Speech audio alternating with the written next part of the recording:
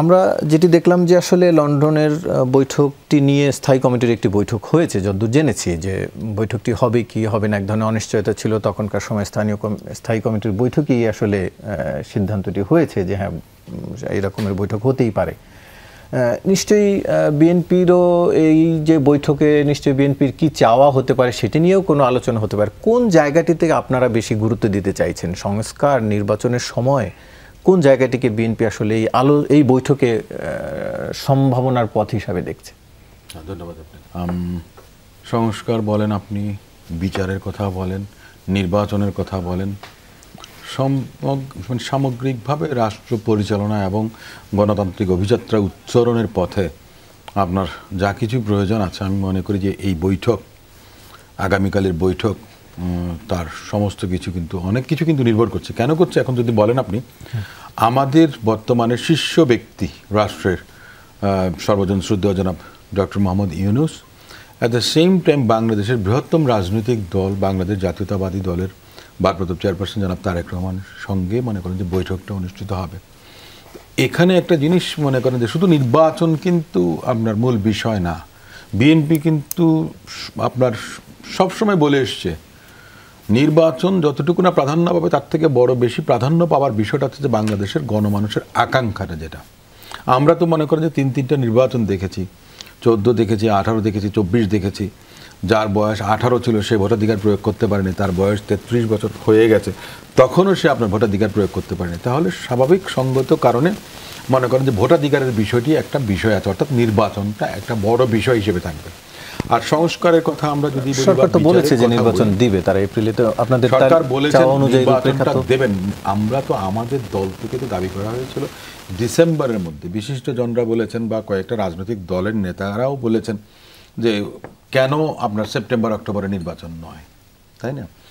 জামাত ইসলাম বলেছিল যে ফেব্রুয়ারি থেকে এপ্রিলের কথা তারা বলেছে, তার মানে ফেব্রুয়ারিকেও তারা ধরেছিলেন।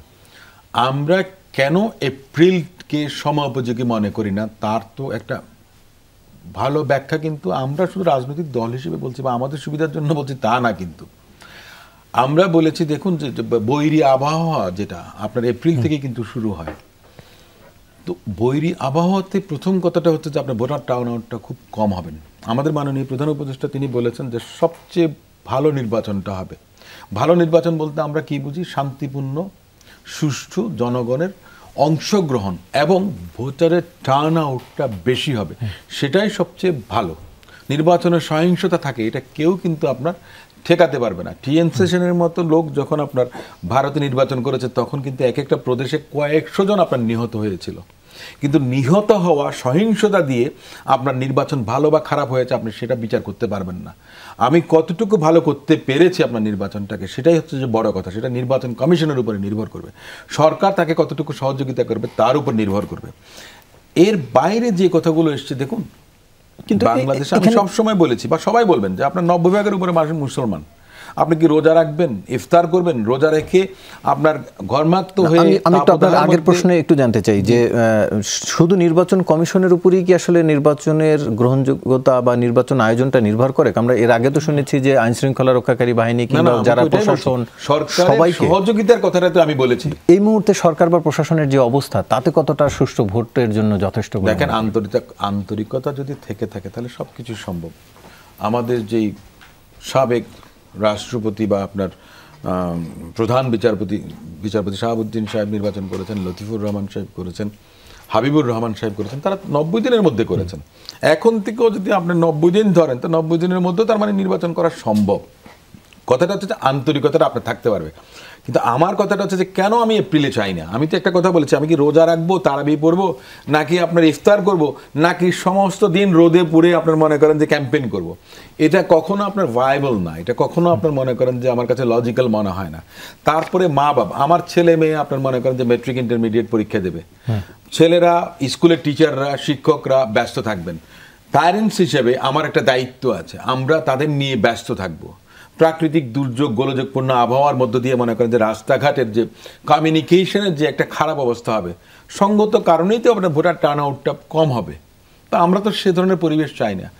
আমি ব্যক্তিগতভাবে আমার দল বলেছে আপনার ডিসেম্বরের মধ্যে নির্বাচনের কথা, এবং মাননীয় প্রধান উপদেষ্টা তো আগে বলেছেন যে ডিসেম্বর থেকে জুনের মধ্যে নির্বাচন। তার মানে কি তখন একটা জায়গা ছিল যে ডিসেম্বরের 1 তারিখ হতে পারে, 3 তারিখ, 5 তারিখ, 10 তারিখ, 20 তারিখ হতে পারে। কিন্তু যখন উনি চলে গেলেন আপনার এপ্রিলের মিড এপ্রিলে, তখন কিন্তু আপনার ওই যে হতাশার জায়গাটা যেটা, এবং বিএনপির পক্ষ থেকে যে বিবৃতিটা দেওয়া হয়েছে সেখানে সেটার প্রতিফলন ঘটেছে।